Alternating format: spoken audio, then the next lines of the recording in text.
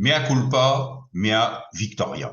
Dirigeants, chacun s'évertue à nous expliquer que nous avons le droit à la déconnexion, l'obligation de penser à autre chose, de savoir prendre du recul.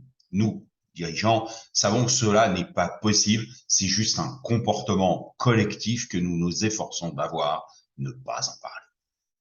Cette période estivale, que nous soyons en retrait ou sur le pont, nous pouvons nous enrichir de nos actions passées.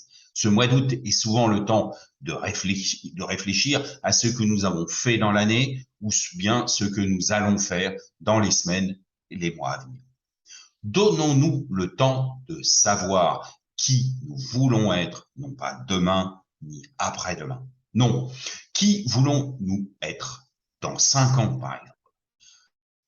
Pour être autre, il faut prendre le temps d'acquérir entre autres de nos actions passées et de les transcender, non pas en démarche à ne pas reproduire, mais plus en chemin rassurant à réemprunter quand l'occasion se présente.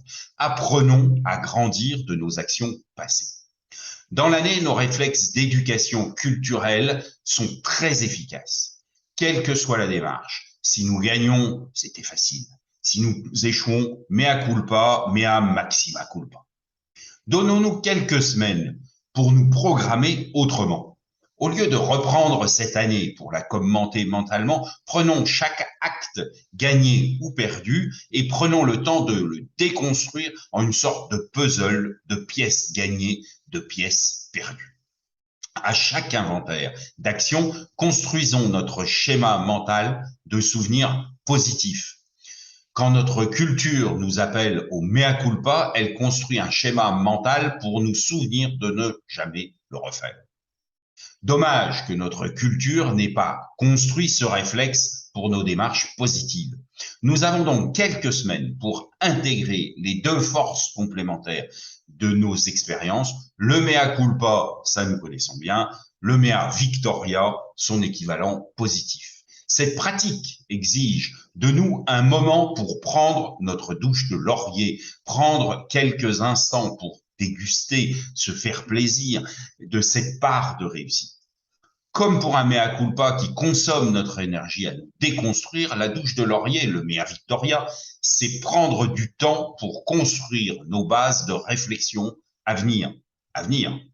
La démarche est concrète au moment de considérer l'année passée ou l'année future. Premièrement, réfléchir en puzzle. Chaque action comprend des parts de réussite et des parts de ratage. Deuxièmement, prendre ces douches de laurier.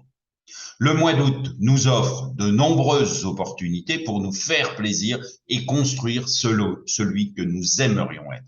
Un mois d'août consacré à notre propre développement et pourquoi pas entraîner les autres à faire de même. À très bientôt sur le terrain, à votre disposition.